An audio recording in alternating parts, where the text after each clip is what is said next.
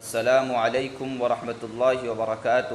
ناظرین کرام، میں ہوں اکبر علی عابدی اور آج آپ کی خدمت میں حاضر ہوں ہدایت النحو کا پہلا سبق لے کر کے۔ چونکہ ابھی لاک ڈاؤن کا مسئلہ چل رہا ہے، جس کی وجہ سے تقریباً تمام ہی حضرات کی تعلیمی سرگرمیاں ٹھپ پڑی ہوئی ہیں۔ اس کے تحت انجمن تہذیب الافکار کے بینر تلے ہدایت النحو کا سبق شروع کیا گیا۔ حضرات جس موضوع کے متعلق اور جس کتاب کے متعلق فرمائش کریں گے، انشاءاللہ اس کے مطابق بھی سبق پیش کیا جائے گا۔ آج کے سبق کا عنوان ہے مختصر حالات صاحب ہدایت النحو۔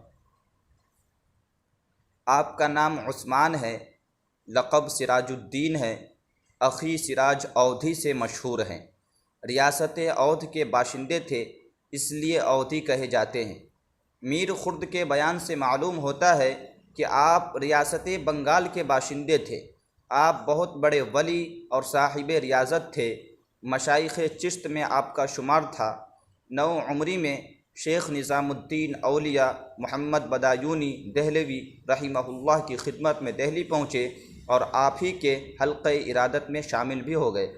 تعلیم و تعلم کا شوق اسی وقت سے تھا، مگر شب و روز عبادت و ریاضت اور حضرت سلطان المشائخ کے مہمانوں کی خدمت کی وجہ سے اس کا موقع نہ مل سکا۔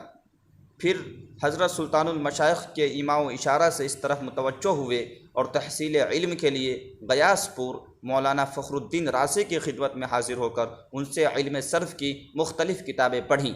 اس کے بعد سلطان المشائخ کے دوسرے مرید مولانا رکن الدین کی خدمت میں جا کر ان سے کافیہ، مفصل، قدوری اور مجمع البحرین جیسی عظیم کتابیں پڑھی۔ اس کے بعد بھی پڑھنے کا سلسلہ جاری رہا، یہاں تک کہ علوم و فنون میں کافی مہارت حاصل کرنے کے ساتھ فتویٰ نویسی اور تدریس میں بھی کمال پیدا کر لیا۔ صاحب خزینۃ الاصفیاء کا بیان ہے کہ آپ 6 ماہ کے عرصے میں علم کے اس مقام پر پہنچ گئے تھے کہ بڑے سے بڑے عالم کو بھی آپ سے بحث و مناظرہ کی ہمت نہ ہوتی تھی۔ تکمیل علم ظاہری اور تحصیل خلافت کے بعد بھی آپ حضرت سلطان المشائخ کی خدمت میں رہے اور عبادت و ریاضت کے ساتھ تعلیم و تحصیل کا سلسلہ جاری رہا۔ حضرت سلطان المشائخ کے انتقال کے 3 سال بعد بنگال کا سفر کیا۔ بنگال میں آپ کو بڑی مقبولیت حاصل ہوئی۔ آپ کی برکت سے سارے بنگال میں ایمان و عرفان کا چراغ روشن ہو گیا۔ شیخ علاء الحق، جن کی ولایت کے آگے سارا بنگال سرنگوں ہے، آپ ہی کی تربیت یافتہ خلیفہ تھے۔